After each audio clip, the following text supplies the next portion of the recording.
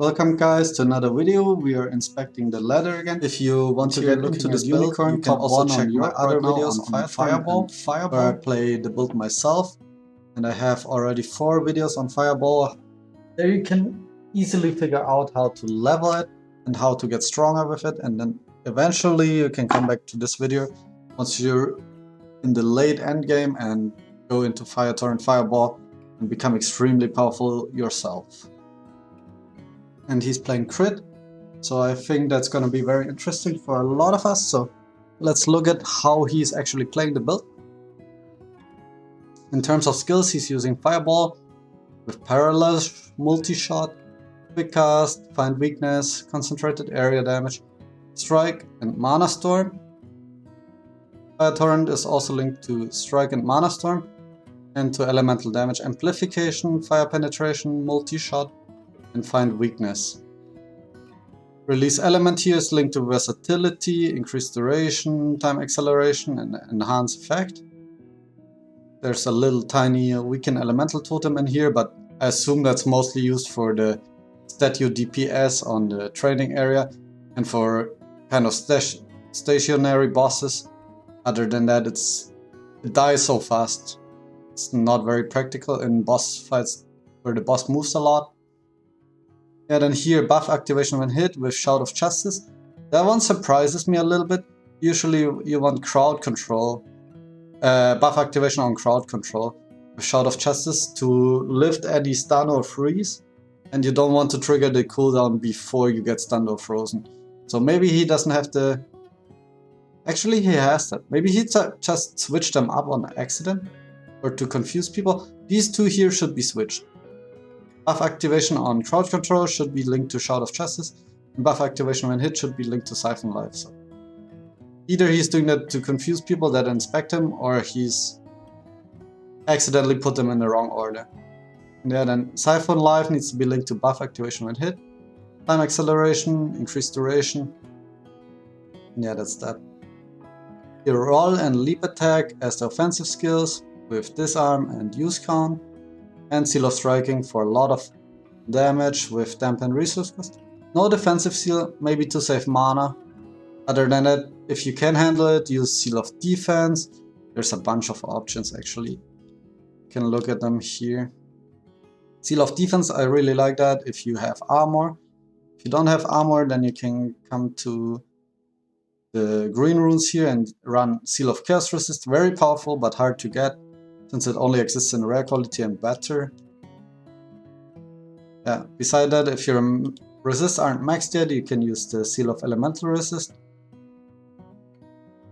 And if they are maxed, where is it? You can use Seal of Elemental Domain, which decreases elemental damage taken.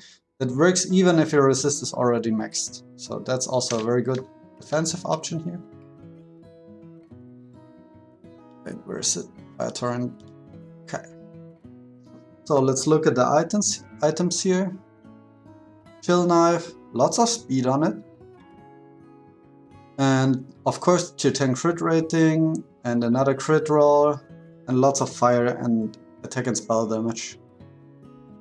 On the second weapon here, mana on kill, okay, good for mapping. Fire damage, health on kill, also good for mapping. And tier 10 and tier 8 crit. And attack and spell damage. So obviously crit rate and crit damage are the two most important stats. After that you want either speed or damage, and after that you can have some of these on kill effects, but you don't really desire them. They are probably just a random come by that happened while crafting the other 4 stats. Yeah, little legendary helmet here. You don't need any legendary helmet to play this build, by the way, guys. Elemental penetration base with armor and barrier is fine.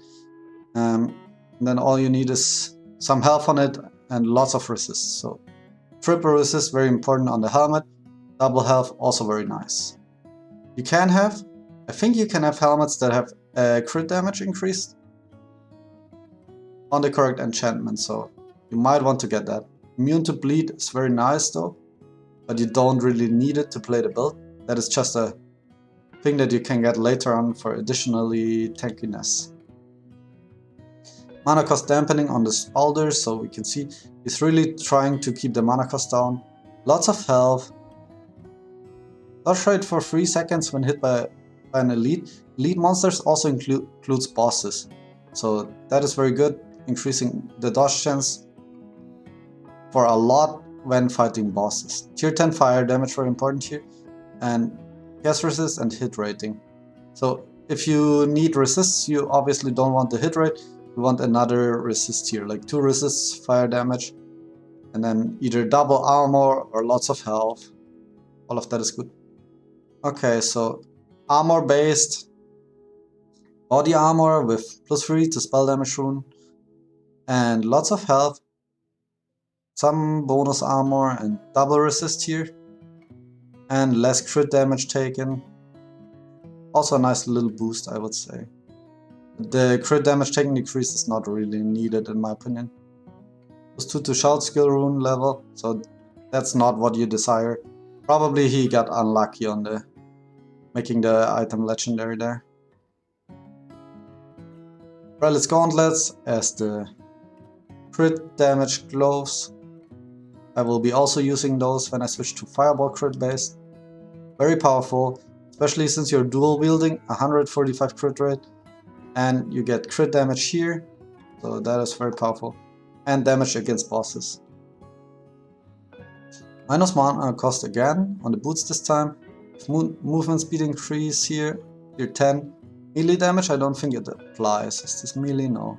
Fireball obviously also not melee, so you would like to have projectile damage here. Instead, Firetorrent is a projectile and Fireball is also a projectile. Or area damage can be also used for the Fireball. Not for the Firetorrent though. So area damage is not as good as projectile damage there. Then lots of health, lots of resists. Very good. Crit based necklace here with fire damage enchantment, tier 10 fire damage, tier 7 elemental damage, and triple resist. So on the necklace, cast speed can be good. All types of damage that apply to the build can be good, and then free resist is obviously very nice as well. Minus mana cost on the belt with the mana potion cooldown recovery speed. Double health here, big resist, big dex. Enhanced potion duration. Enhanced potion that applies to the little extra potions like bonus damage and stuff like that. So that doesn't apply to mana and health pots. Fire damage on the crit rate ring here with lots of projectile damage. And yeah, some crit rate and double resist here. Only 1 resist here, but some strength that gives us health and armor, which is nice. Crit damage very low here though. And tier 10 projectile damage. So it seems like he really wants the projectile damage here. With lots of hit rating too. Yeah. Not perfect, but very strong. Okay, let's look at that. 4 times Castor. With spell hit rating, damage when dual wielding.